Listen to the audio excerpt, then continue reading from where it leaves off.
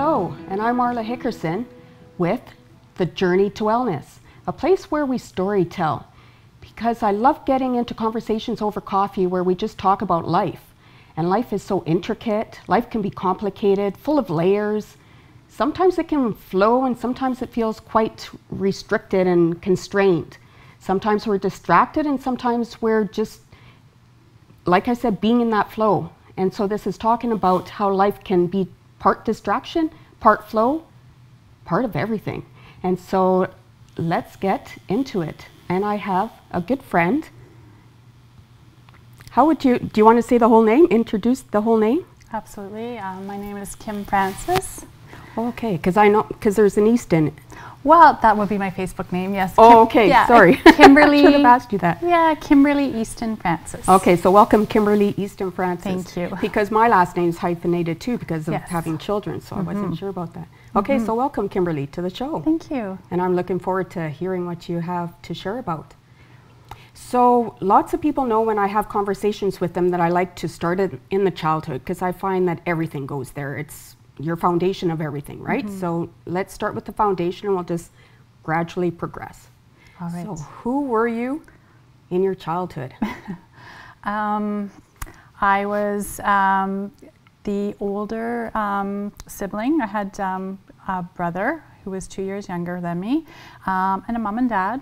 And we grew up in Barrie, Ontario. Oh, so you're small from here. community. Okay. Okay. Yeah. So small like Thunder Bay or smaller? It was very small at the time. Obviously, Barrie's quite grown. But yeah, at the time it was just, and we actually lived outside of Barrie in a small little place called Innisfil. So it was very, very community and small, and you knew your neighbors, you were best friends with your neighbors type of place. Did you find lots of caring in the neighborhood, or was there lots of gossip, lots of bullying, or was there?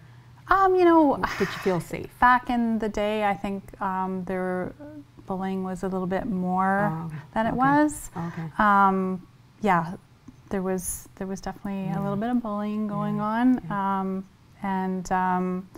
But at the same time, like within the friend and the family group that we had, it was a really wonderful place to grow up. Okay, and that would be my next question is so you have one boy and one girl, which is different. A lot of families want that one boy and one girl, but what was it like growing up being the only girl, but then being the oldest?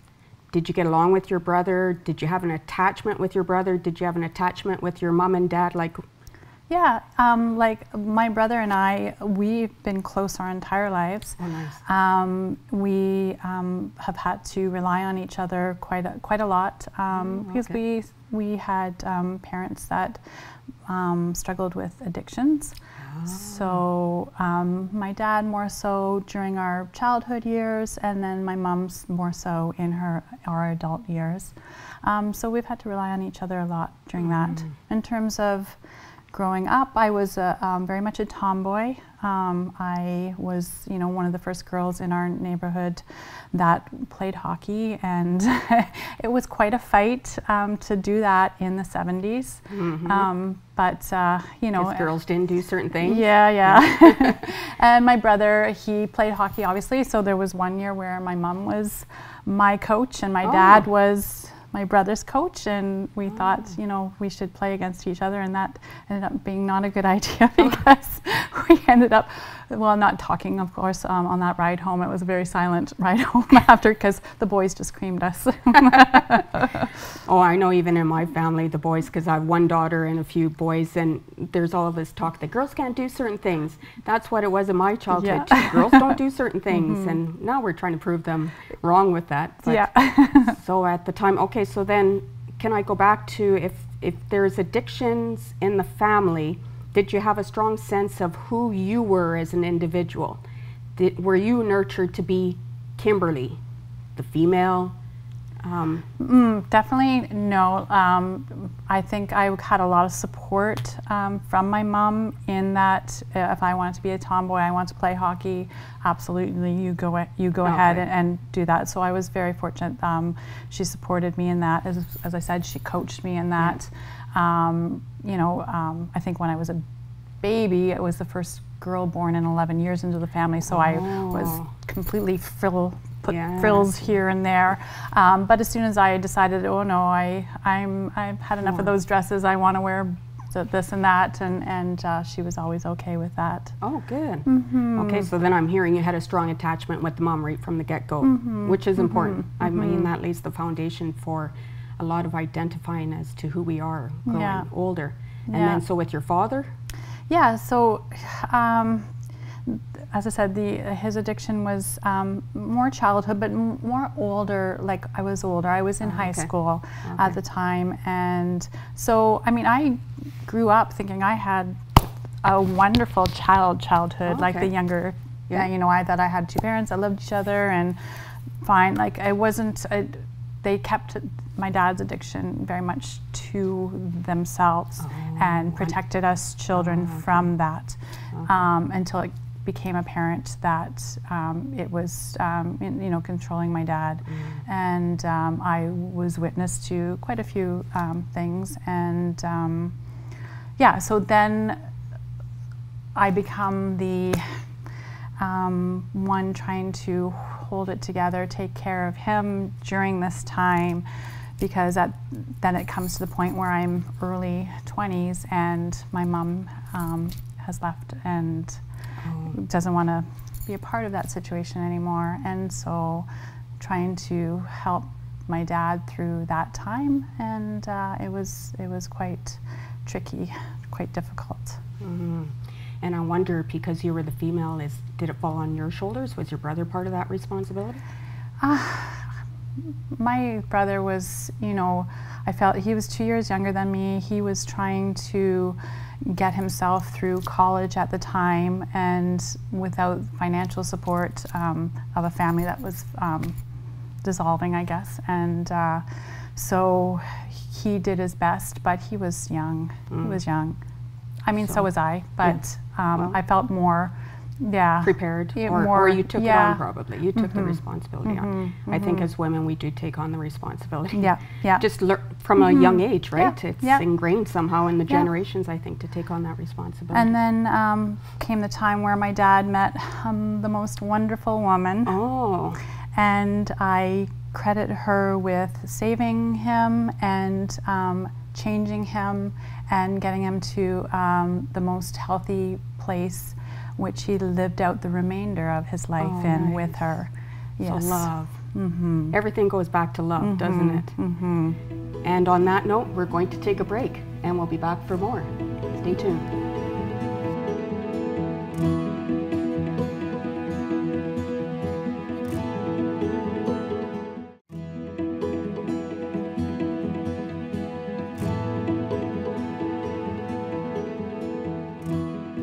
Hello, and I'm back with Kim.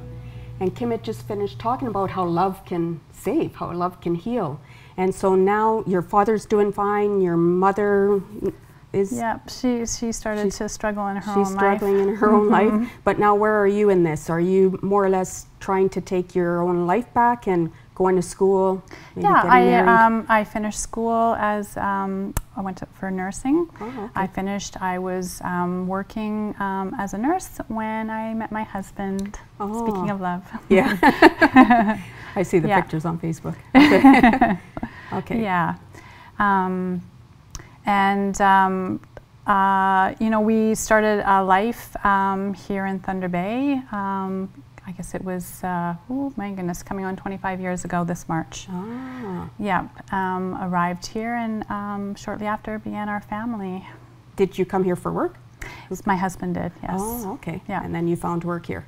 Yes. And then, so you were working for how long before the children came? I think about 6 years or so. Like I did work in Toronto area where my husband finished up his schooling before we moved up here. Okay.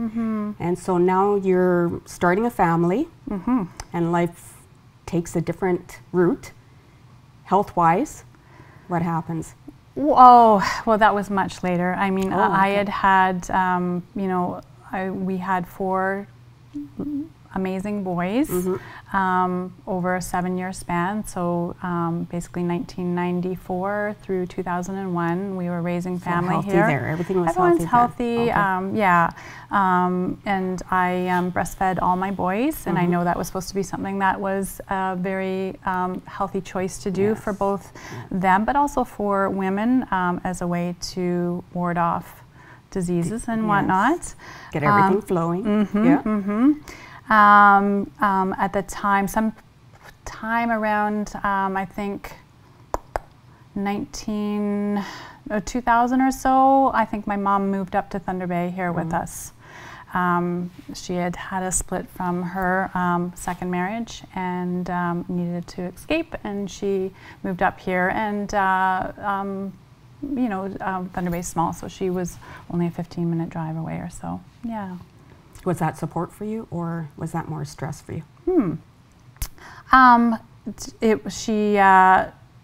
She was at the point where in her life where she didn't really want to do too much babysitting or something like that. She had raised her children, and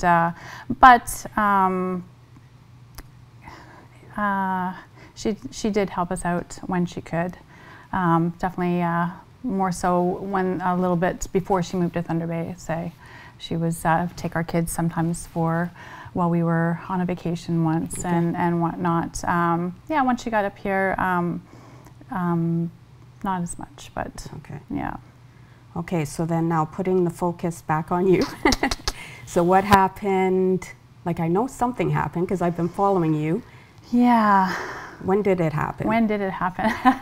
So, I mean, I was, you know, after my kids were born and raised, not raised, I guess, but once they got a little bit older, you know, I started teaching fitness classes. I was very healthy, health-orientated, played hockey again after a long hiatus of not playing, which was a really great point in my life. And then 2017, I feel a lump. And at the time, I just think, oh, I've kind of been down that road before with lumps and bumps that turned out to be nothing, whether it was a cyst or it was atypical cells or whatnot, and I actually ignored it for a little while. Did you, okay, so before that, when you had all the cysts and everything, was there surgery with any of that? Or I did have some of those atypical cells I did have removed. So and I was told at the time it could have been, these could have at some point turned into cancer, or they may never have turned into it, and just thought it best to get rid of them, which we did. So then you have cancer, then you find a lump, but then you ignore it. What? Well, it wasn't, I mean, I didn't get the diagnosis of cancer at that point. I got atypical cells. Okay. So cells, but then surgery. Yes. Now you have the lump. Yes. But you ignore it. Why? Yeah, why? That's what I'm wondering. Why? I'm at this point in my life, my mom is sick. She has just lost her partner. I am trying to look after her and her addictions, and just felt like that was my focus, and that I didn't take the time myself to go to the doctor. I mean, I was at the doctor with her, and I could have just said something then, or I was right there. I could have made the appointment right then, and I didn't. Yeah. And there's no shame in that, because this is what I'm hearing when I say I like to go from the foundation and try and make those connections. I can already hear the connection that the attention was put on either the addictions or the caretaking of the parents from your childhood, and it just keeps reoccurring in your life somehow. So the focus is off of you, and now it's put on to caring for others before you, right? And okay, so so did you go to see the doctor? I finally did. Once I heard she was retiring, and I thought, okay, yeah, like I need to get to her before she actually retires. Before she retires, I really have to check this out. My mom has passed away by this time. Oh, okay. So you had a lot on your plate. Yeah, and so I go to see her, and she's, yeah, we need to get this checked out. And so that was mid-December 2017, and my mammogram wasn't booked until January 15th, 2018. Oh, a little bit of time there. A little bit of time, but that's pretty much a typical waiting period for, and it was Christmas holidays and whatnot, so yeah. From that point on, things go really fast. We have a mammogram, we have an ultrasound, we go back and do a specialized type of mammogram, a core one, into the biopsy, and I believe, so that was January 15th, the first mammogram. I was given the diagnosis of breast cancer on January 30th, so 2 weeks or so. So stress around Christmas time, now this diagnosis. And what do you do with that? Let's talk about that when we come back from break. What does she do with that diagnosis?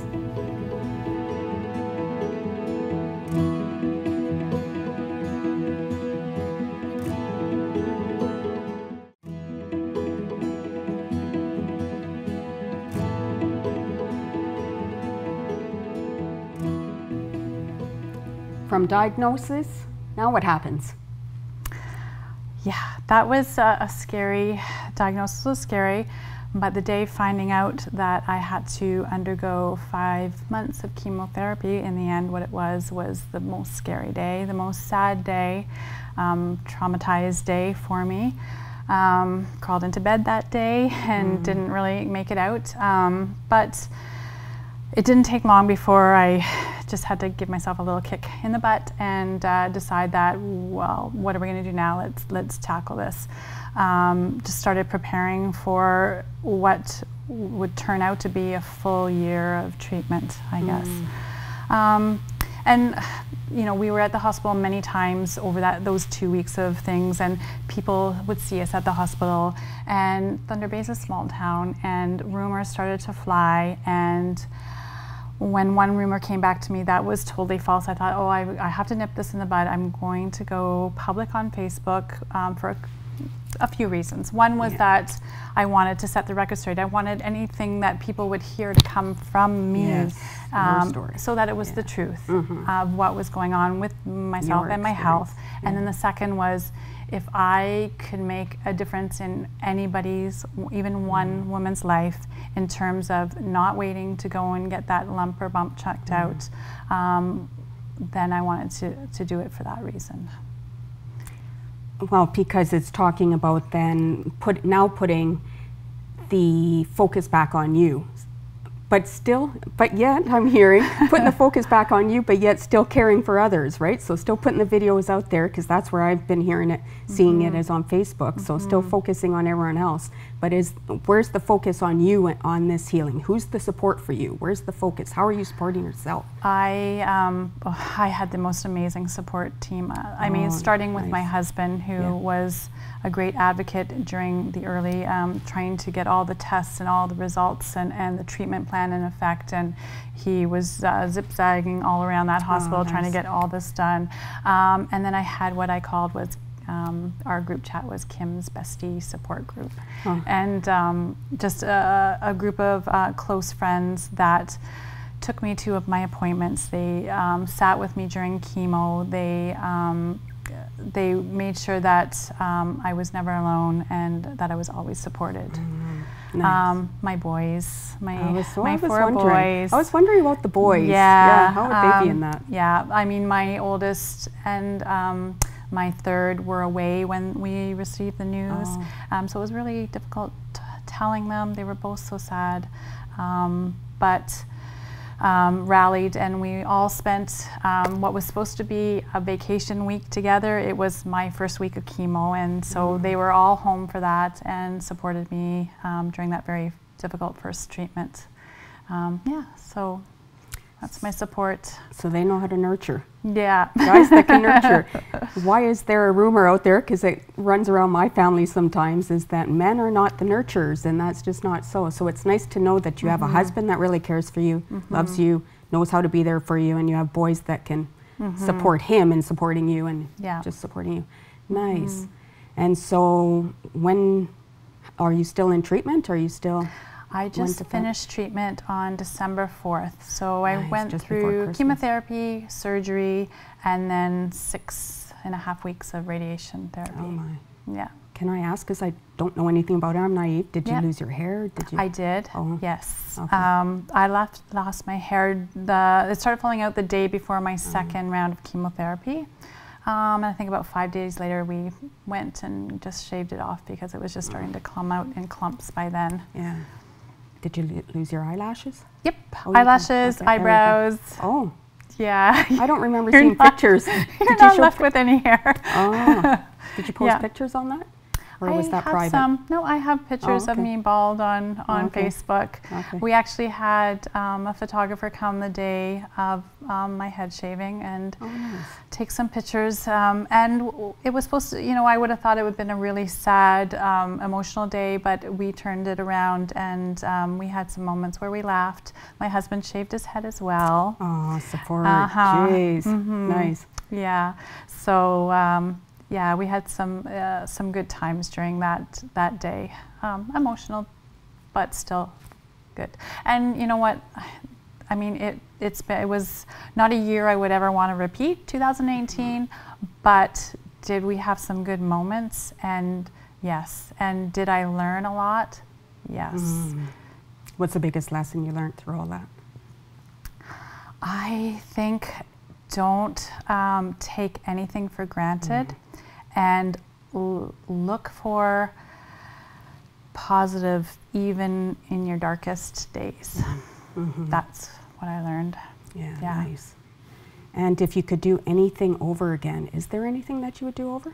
Besides going to the doctor right away, yeah, that would be what I would have done, and that's what I would recommend. Anytime there's any kind of change in your body, you have to listen to it, and you have to go and get yourself checked out, because if you don't, nobody else is going to for you. Yes. Thank you for saying that.